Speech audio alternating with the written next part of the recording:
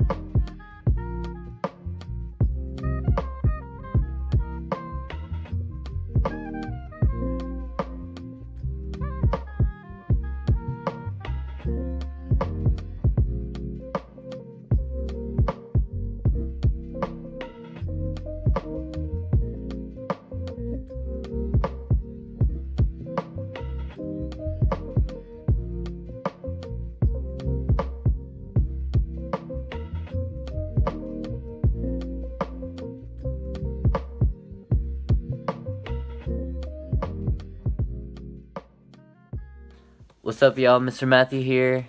Gardening vlog number 4, week number about 3.5. Our garden is going smoothly. Our tomato plants are sprouting. Our pepper plants are also sprouting. We're transferring over them each into an individual container of their own. It's taking some time because with the amount of soil needed to do a project like this, it's going to take a little while. But I'll show you shortly how much I've got done. But before that, I wanted to go over a few important guidelines to go by, because we're about to start our outdoor portion, our setup of our garden, that you should know. And the first one is location of your garden. The plants are gonna need at minimum 6 hours of sunlight. It varies between each gardening video, but a minimum of 6 hours should be fine. But if you want to be on the safe side, put it in the spot where it's gonna get a lot of sunlight. So that's our first big guideline. Our second big guideline would be watering. So watering, usually since we're doing it just by eyeballing it, it's going to be hard to tell how much you're watering your plant. So just make sure to get your hands in the dirt. That's the biggest tip that each of these gardening videos have been telling me. The only way to find out if your plant is getting enough water is putting your hands in the dirt, seeing how moist the dirt is. I wouldn't recommend it, but what a lot of gardeners say is it's better to overwater than underwater. This tip may vary through gardener, but I see it as if you feel your dirt and it's moist, then just leave it. That means it will retain the water a lot longer. You could leave it alone. This does not mean to overwater your plants and then thinking you could leave it by itself. No. If it's overwatered, it'll at least still have water, and you could just leave it alone for it to take a while to dry up, rather than not having the water there and now the plant is struggling to gain the water it needs. And then last but not least, the soil, your soil. Now this is probably going to be the biggest part of your garden, because it's going to be your foundation, whether your plants are going to sustain the food that it needs.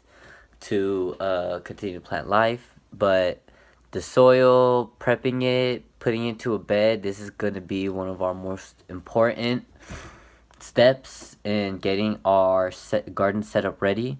So we got to make sure our soil is going to be good.